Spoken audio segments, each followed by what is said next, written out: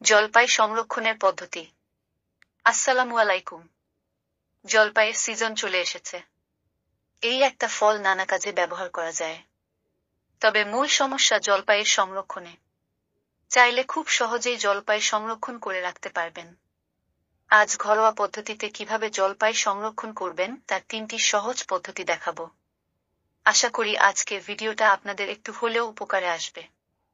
যদি আমার ভিডিও থেকে একটু উপকার পান, তাহলে অবশ্যই আমার চ্যানেলটা সাবস্ক্রাইব করার অনুরোধ রইল।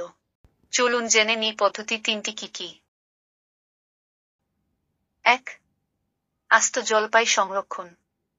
সবচেয়ে সহজ পদ্ধতি বলা যায় এটিকে। কোনো ঝক্কি ছাড়াই আপনি এই পদ্ধতি অনুসরণ করতে পারবেন।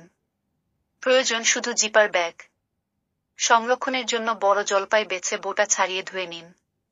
পানি মুছে জিপার ব্যাগে রেখে দিন। খেয়াল রাখবেন যেন বাতাস না ঢুকে।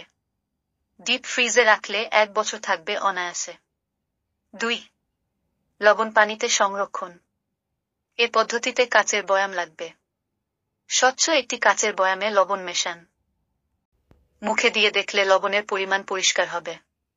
ঠিকঠাক লবণ হলে ভালো ভালো জলপাই বেছে নিয়ে বয়ামে ডুবিয়ে দিন। ঢাকনা খুব শক্তভাবে লাগাতে হবে। পানি বদলে নিন ঘোলাটে হলে। এই জলপাই রান্নাতেও ব্যবহার করতে পারবেন। 3. সেদ্ধ করে। এভাবে 1 বছর সংরক্ষণ করা যায়। প্রথমে কড়াইয়ে পানি ও 1 চা চামচ লবণ একসঙ্গে মিশিয়ে পানি ফুটিয়ে নিন। পানি ফুটে এলে জলপাই সামান্য ভাপ দিয়ে নিতে হবে। হালকা সেদ্ধ হলে ঠান্ডা করে জারে রেখে সংরক্ষণ করতে হবে।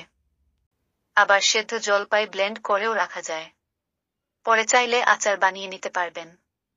আশা করি আজকের ভিডিওটা আপনাদের একটু হলেও উপকারে আসবে। যদি আমার ভিডিও থেকে একটু উপকার পান, তাহলে অবশ্যই আমার চ্যানেলটা সাবস্ক্রাইব করার অনুরোধ রইল। আবারও দেখা হবে নতুন কোনো ভিডিও নিয়ে। সেই পর্যন্ত সকলেই ভালো থাকুন। আল্লাহ হাফেজ।